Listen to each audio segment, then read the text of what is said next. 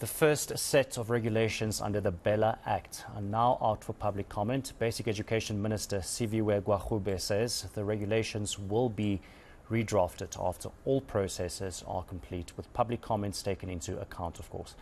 A 30-day deadline to submit proposals has been set. We've put together different task teams from various stakeholders that have helped craft each and every one of the regulations. There are 11 regulations that we are working with. We have finished capacity and an admission policy regulations. So those task teams were involved in the crafting of that. They involve stakeholders, education specialists, and the like.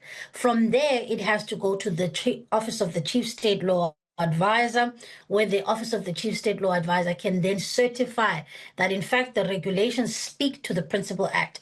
What OXLA seeks to do is to say the regulations that you've drafted are not a departure from the spirit and the letter of the original act. So once we got that green light, now we're able to publish, which we have, and we are really inviting South Africans, parents, teachers, unions, organizations to give us their public comments. And after that process, we then collate the public comments and then redraft the regulations with those in mind. Because of the nature of lawmaking, Bradan, that's why it's important that the public now has an opportunity to say, here is another further element that you may have missed. And that's why that process is very important, because the executive, while we may be lawmakers and policymakers, we don't have the monopoly on good ideas.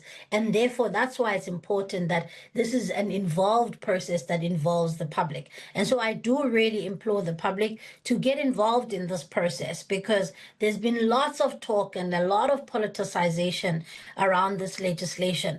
And it has really taken the attention away from what it is that we're trying to do, which is to look after the interest of the learner. And so it really now is an opportunity for South Africans to say, politics aside, let's look at how do we resolve and create an education system that is inclusive for all of our learners.